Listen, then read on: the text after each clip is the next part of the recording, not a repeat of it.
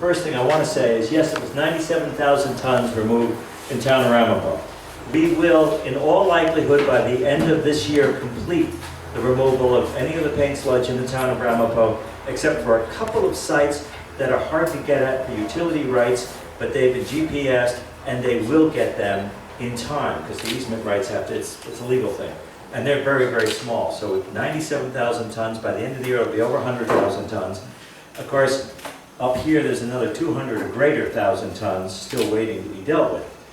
The difference, if you don't know this part, between what has happened in the town of Ramapo and what is not happening in the borough of Ringwood is up here there is a lack of political will. There is no question that is the difference. And it's historic because in the town of Ramapo, those people down there, that municipality back 30, 40 years ago, not the current leaders, but the leaders then, took no money for sludge. It was done illegally at night on private property. And up here in Ringwood, there was a transaction and money was taken.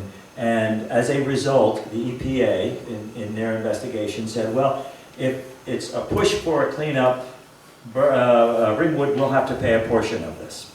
I remember the meeting we were at with the EPA said, we're not interested in bankrupting Ringwood, but Ringwood will be responsible. So the current political leaders of Ringwood would be sitting on that, and they don't want to be at the helm when that happens.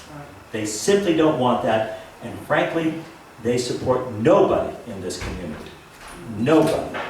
And in Ramapo, what's interesting in Ramapo is the politician that I work with closest there, the town supervisor, Christopher St. Lawrence, has done an amazing job of negotiating that cleanup to the degree that not only do they have to mark any of the paint that they can't get at the moment and have to come back, but in addition, and this is written into their agreement, if more paint is found, well, by me, at some future date, any future date, they're obliged to come back. And the state of New York has completely agreed with this, the DEC agrees with this, the DOH was in on it, so they're familiar with it. Everybody's in agreement with that. That can happen there, and nothing happens here is absolutely criminal. There's no question about that.